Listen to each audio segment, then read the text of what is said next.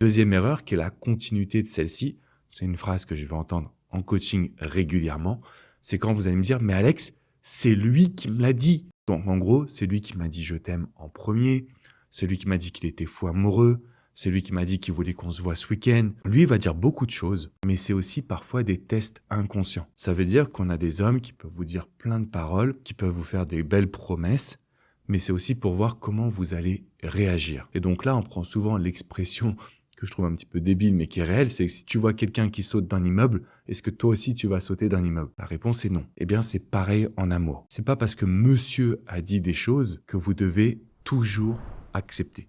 C'est pas parce que monsieur a un comportement spécifique que vous devez continuer d'être dans l'erreur numéro 2 qui consiste à être en réaction. Donc quand je suis en réaction, je vais simplement répondre. Je vais répondre à ce que l'autre désire, je vais répondre à ce que l'autre veut et je vais me retrouver dans une dynamique où je n'ai pas de prise sur la situation. Donc moi en tant que coach, je vais vous dire, c'est pas un bon comportement, c'est une attitude qu'il faut qu'on arrive à modifier parce que si vous êtes en réaction, mesdames, en réalité, il est leader, il le sait. Et c'est là où il va pas pouvoir développer des sentiments amoureux. Parce que en étudiant les études sur les hommes, les études scientifiques, les études comportementales, on sait que l'homme développe des sentiments en fonction de son besoin ou de son plutôt devoir de vous séduire, de vous charmer, de vous surprendre, etc. Donc s'il sent qu'en réalité, il a rien besoin de faire vis-à-vis de tout ça, là, ça va créer des distorsions et ça va vous empêcher concrètement d'être dans une relation amoureuse qui va être stable et durable. Donc ça, c'est l'erreur numéro 2. L'erreur numéro 3, c'est quand vous allez tomber dans une routine. Là encore, vous avez peur de mal faire. Vous avez peur de mal faire, vous avez peur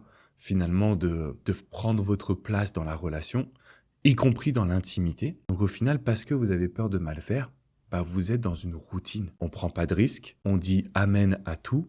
Et puis surtout, en fait, on ne propose pas de choses qui viennent de nous parce que on a peur d'être rejeté, on a peur de mettre une pression, on a peur que l'autre finalement nous dise non et qu'il s'éloigne. Et toutes ces peurs vous amènent à être dans une forme de routine par sécurité.